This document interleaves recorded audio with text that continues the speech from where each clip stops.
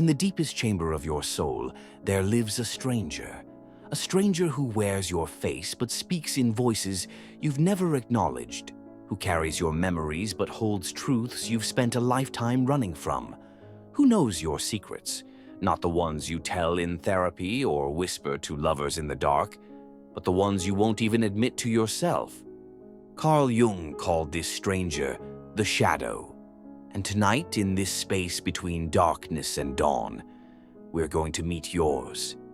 You see, every person you've ever hated, every trait that makes your skin crawl, every quality you judge most harshly in others, these are not random aversions. They are mirrors, reflecting back the parts of yourself you've buried so deep you've forgotten they exist. But the shadow remembers.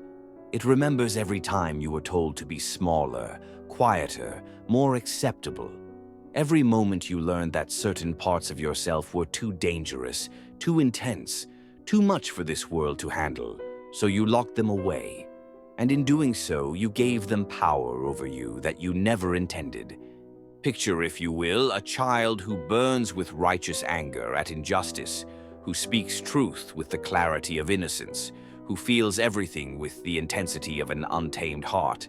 Now watch as the world teaches this child that anger is dangerous, that truth is uncomfortable, that feeling deeply is weakness.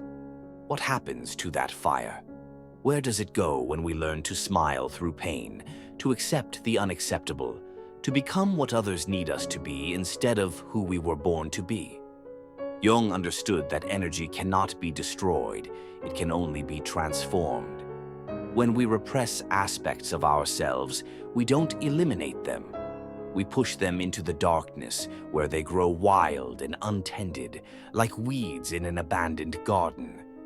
This is your shadow, not evil, not separate from you, but the disowned aspects of your authentic self that have been driven underground by a world that preferred you palatable rather than whole.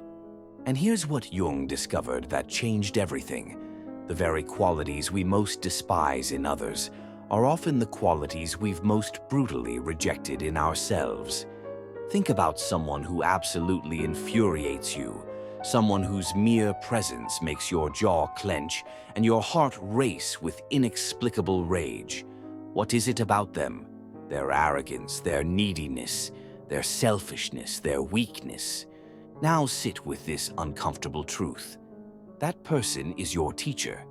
They are showing you what you've refused to see in yourself. The arrogance you hate might be the healthy pride you never allowed yourself to feel. The neediness that disgusts you might be the vulnerability you've spent years armoring yourself against. The selfishness that triggers you might be the self-preservation you sacrificed on the altar of people-pleasing. Jung called this phenomenon projection. We cast our rejected aspects onto others and then battle them there, never realizing we're fighting with ourselves. But the shadow's influence doesn't stop at projection. It seeps into every aspect of our lives, driving behaviors we never consciously chose. Consider Emma, who prides herself on being endlessly giving, always available, eternally patient. She's built her identity around being the good one, the helper, the one who never asks for anything. But in the darkness of her shadow lives a part that seethes with resentment, that burns with unspoken fury at being taken advantage of, that fantasizes about telling everyone exactly what she thinks of their endless demands. This shadow Emma doesn't disappear because it's been disowned.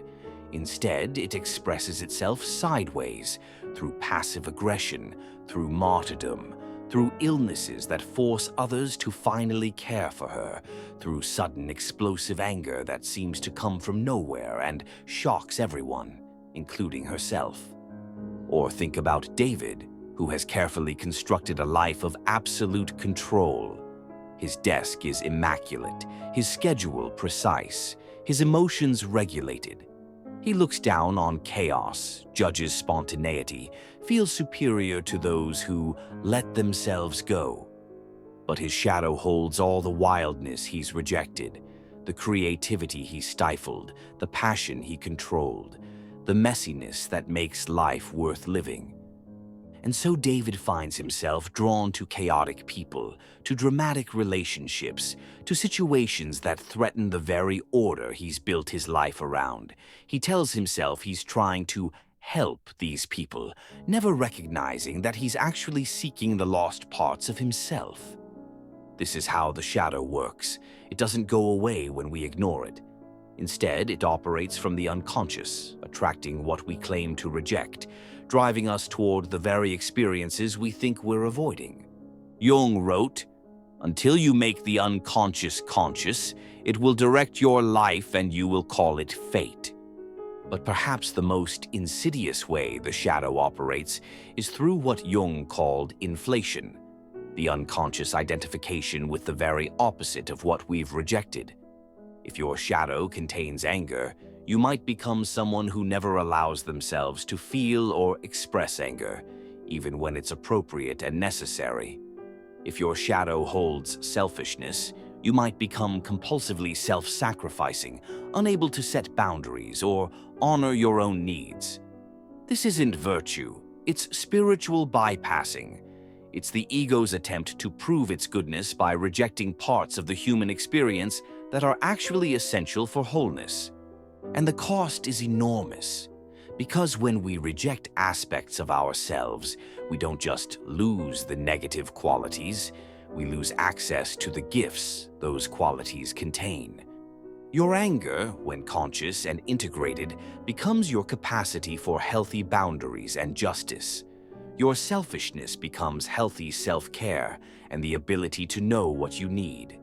Your darkness becomes the depth that allows you to hold space for others' pain without being destroyed by it.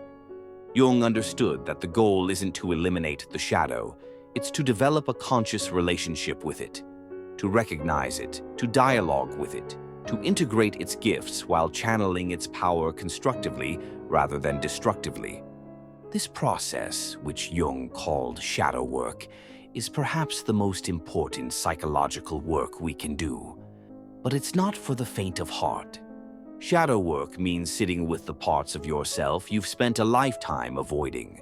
It means acknowledging that you contain multitudes, light and dark, saint and sinner, creator and destroyer. It means recognizing that your capacity for love is matched by your capacity for hate, that your tenderness coexists with your cruelty, that your wisdom grows alongside your foolishness. I know this is terrifying. I know it goes against everything you've been taught about being a good person. But Jung's great insight was that wholeness matters more than goodness, that integration matters more than perfection, that becoming real matters more than being acceptable. The shadow will emerge whether you invite it or not.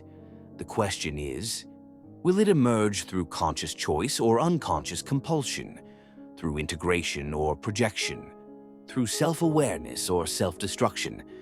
Every time you judge another harshly, ask yourself, what am I refusing to see in myself? Every time you feel inexplicably triggered by someone, pause and wonder, what disowned part of me is this person representing?